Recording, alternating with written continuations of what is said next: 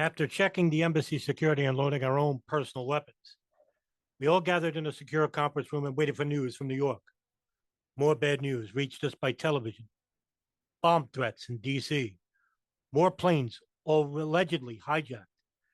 Finally, tragic news of United Airlines Flight 93 crashing over Shanksville, Pennsylvania. Tom Donlan waited on the line for 15 minutes and at last was patched through to headquarters. The call lasted only a couple of minutes, and Tom didn't say much other than, "Yes, I understand." "Okay," he said, putting the phone down. The instructions are for everyone to evacuate Yemen immediately and get on the first plane back to New York. Yemen is deemed unsafe. We don't know who was behind the attacks in New York and Washington, or if more attacks are coming. But given the problems we've had in Yemen in the past, we have to get the hell out of here. Pack up and be prepared to leave in a few hours. For once, none of us disagreed with an order to return home.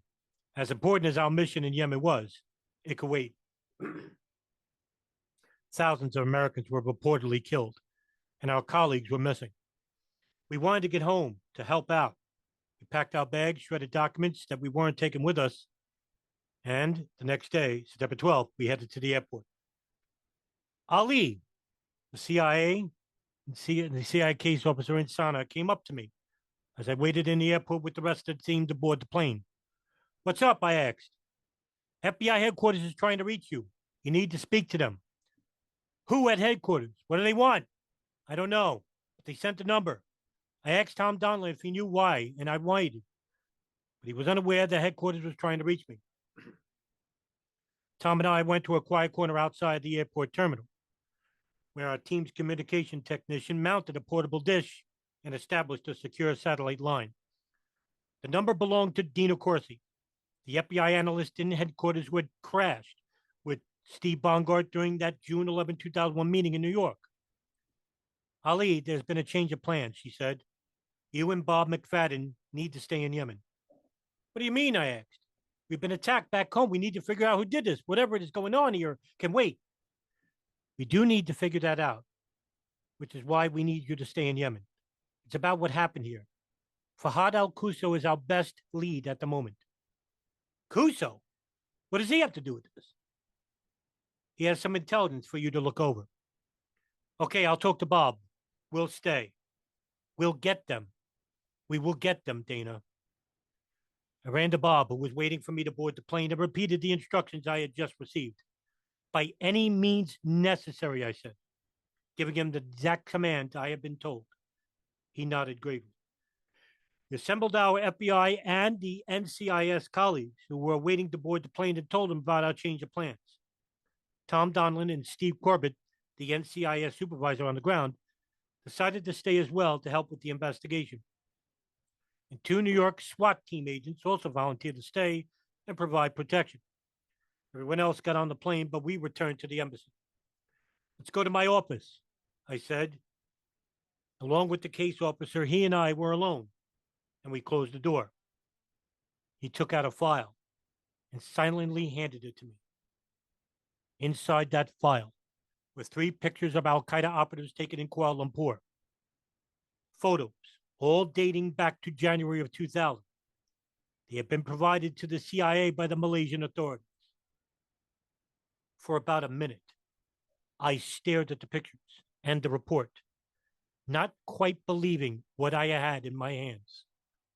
We had asked the CIA repeatedly during the USS Cole investigation if they knew anything about why Khalid had been in Malaysia and if they had recognized the number of the payphone in Kuala Lumpur that we suspected he had used. Each time we had asked, in November of 2000, in April of 2001, and July of 2001, they had said they had knew nothing. But here, in this file, was a very different answer.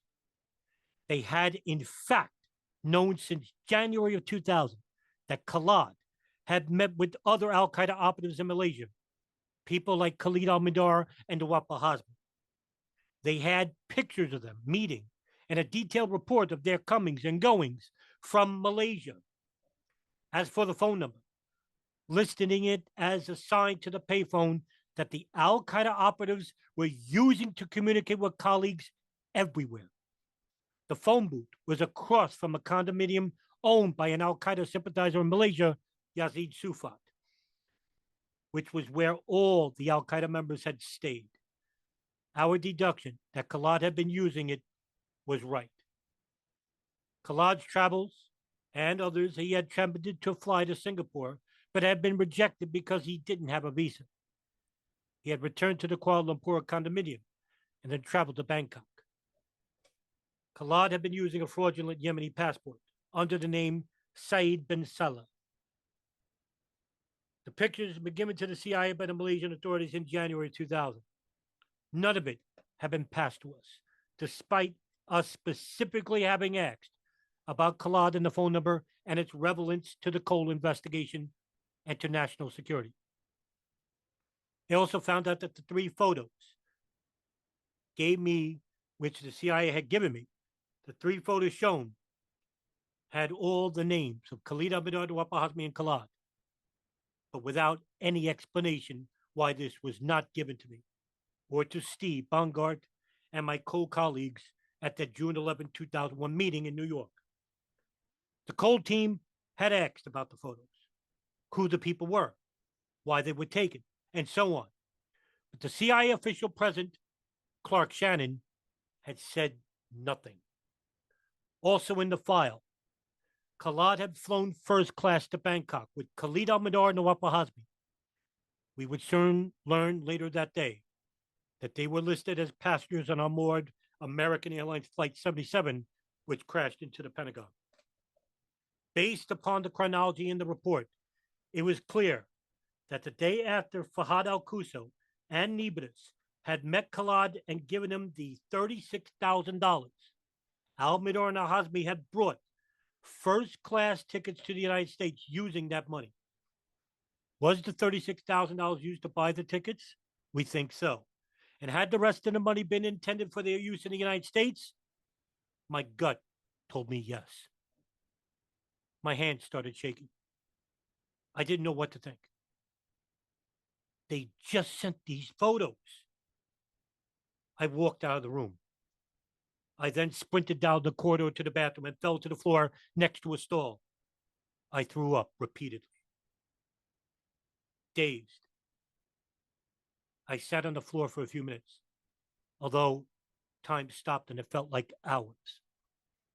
What I had just seen went through my mind again and again and again.